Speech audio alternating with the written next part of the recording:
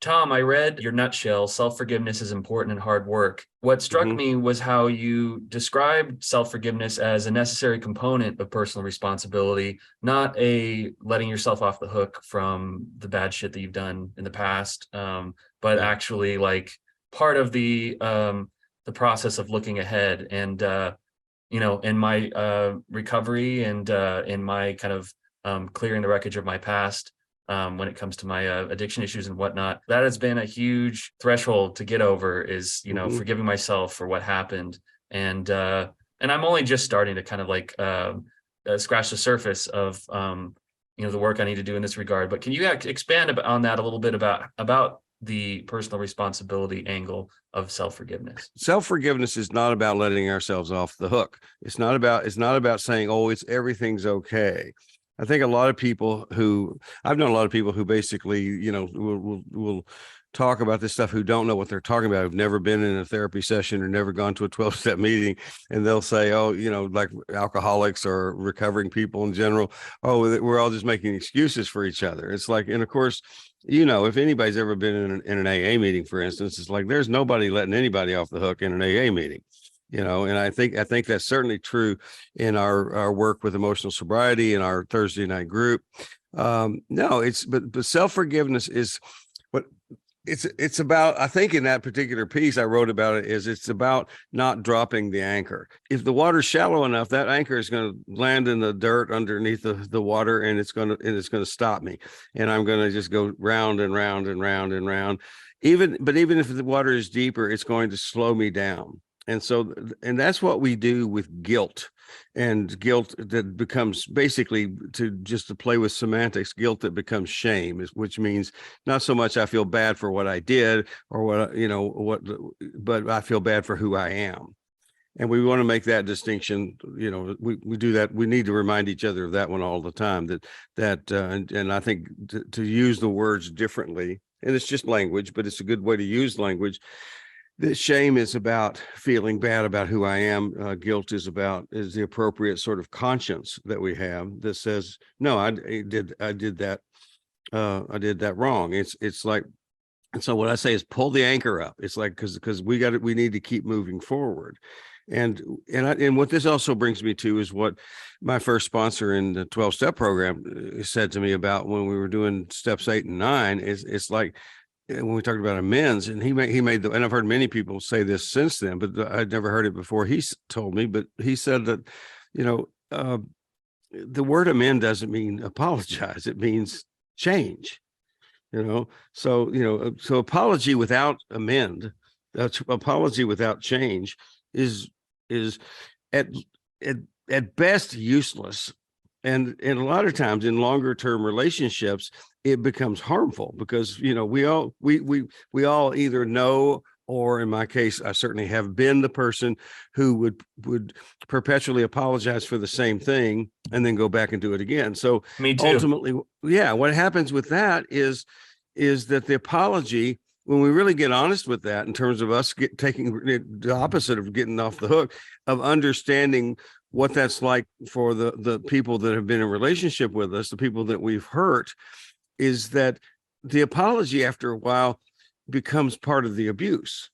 It's like, it's so disrespectful for me to apologize one more time. And that person just they'll just feel like, they can genuinely want to forgive and move on and give us another chance, and maybe they're codependent enough to do that. And by the way, I always like to point out too, codependency is not a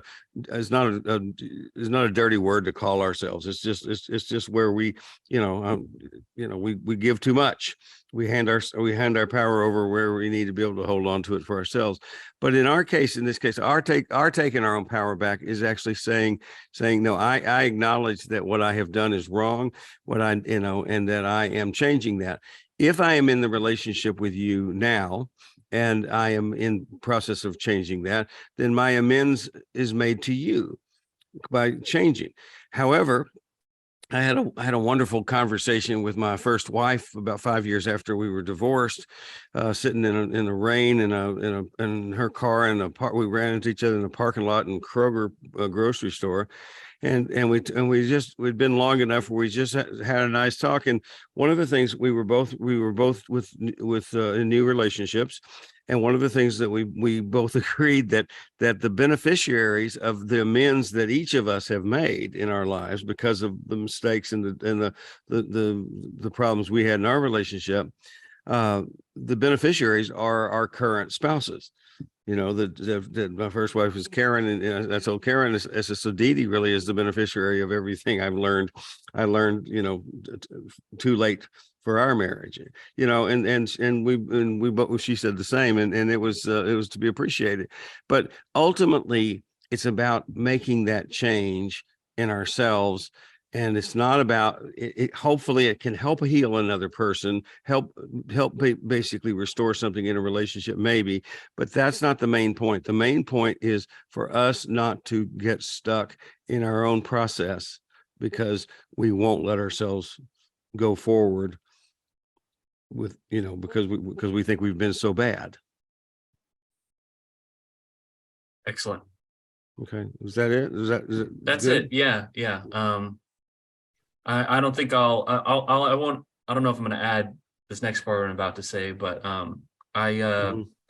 the antidote to the sins of the past Mhm. is further action. It's kind of moving forward. It's lifting that anchor, and it's moving ahead, and you know, just being a better person, I guess.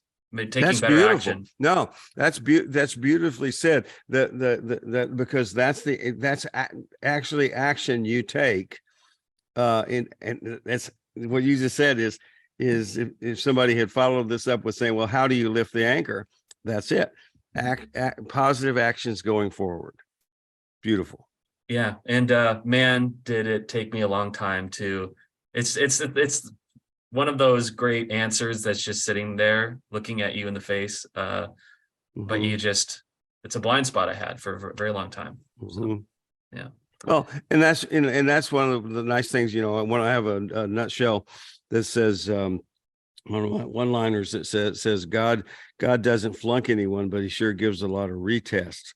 Yeah. You know, and that's how we know that we haven't passed yet. And it's like, and so yeah, most any of us, I would think probably all of us who are really honest and looking carefully at ourselves can give examples of sometimes some of the simplest lessons that we eventually learn about how long it took us to get to pass that test.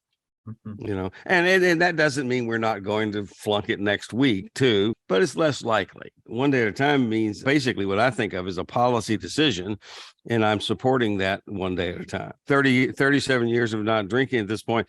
If I had a policy of redeciding if I was going to drink each day when I woke up, I don't think I'd be sitting here. Yeah, you don't you don't eat the whale in one meal, you know, one sitting. That's Yeah. it.